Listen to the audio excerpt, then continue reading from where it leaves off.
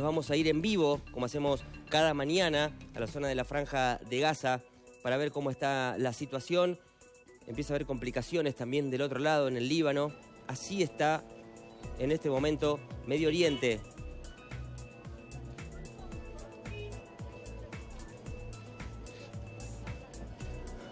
Así está Medio Oriente. A esta hora recordemos que allí son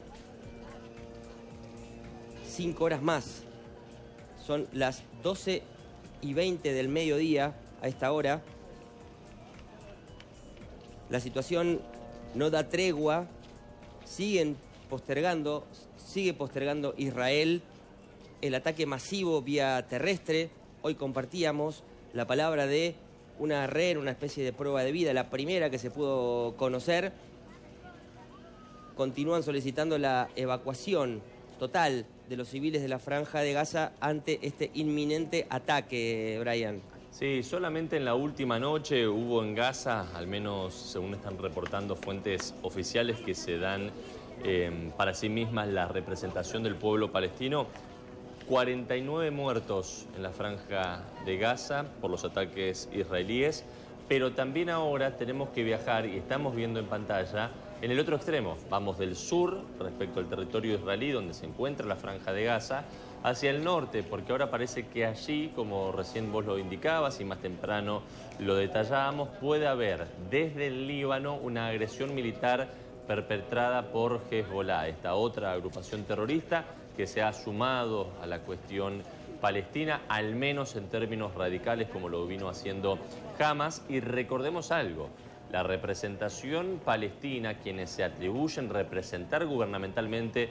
al Estado palestino, lo que está indicando es que ellos no son representados por los intereses de Hamas. Entonces, claro, es muy importante, Cecilio, esto que está ocurriendo y esta diferencia que ellos hacen entre un sector y el otro para no justificar así la lucha palestina con el accionar terrorista. Brian, ¿cuán nocivo puede ser para Israel abrir otro frente con el Líbano, que va creciendo de a poco, ya que estaría enfrentado a dos grupos terroristas muy potentes, de los más potentes, digo, el frente que tiene con Hamas, y ahora si se suma Hezbollah, que como digo, ya se ha sumado, digo, ¿cómo sigue Israel con estos dos frentes?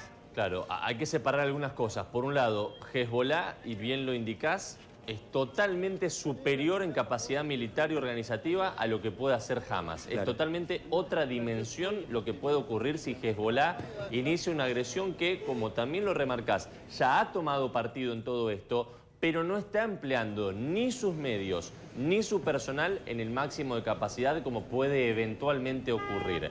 Ahora bien, como mencionamos eso, tenemos que mencionar la otra cara respecto a lo que ocurre en Israel y la capacidad de reacción que tiene Netanyahu.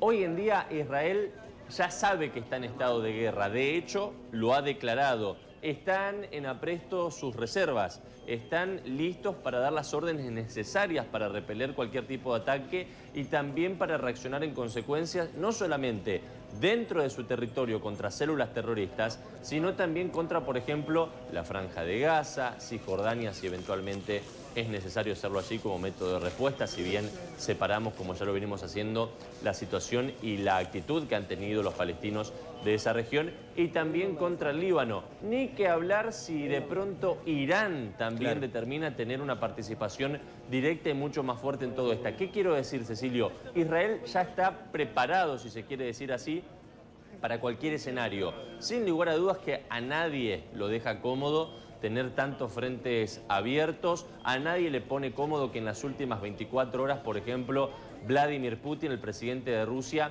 haya hablado prácticamente con todos los países involucrados del mundo árabe, si bien también con Netanyahu, el primer ministro israelí. El presidente ruso habló con los titulares de Siria, de Irán, con los representantes también de Palestina, básicamente con todo el entorno. Entonces, ¿cuál es la influencia que va a tener Rusia en todo esto? Son algunas de las preguntas que poco a poco iremos respondiendo.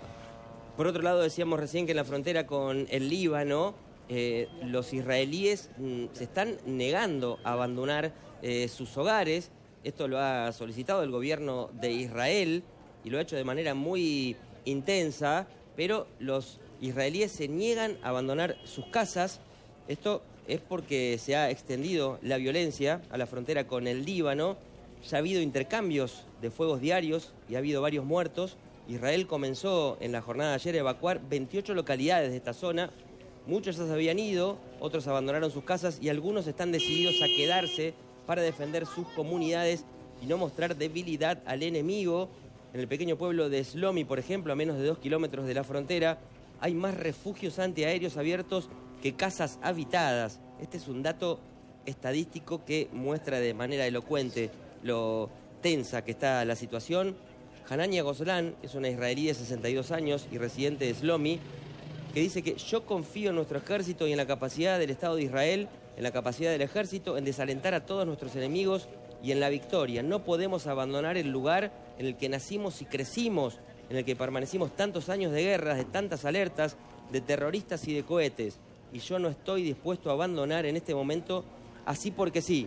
Yo abandono en tiempos como estos, pareceré débil y no voy a permitir que mi enemigo sienta que estoy débil. Esa es la impronta de aquellos israelíes que están viviendo en la zona que limita con el Líbano, otro frente que se está desatando y cada vez con mayor severidad en esta guerra que mantiene Israel con Hamas y ahora con Líbano y ahora con Hezbollah.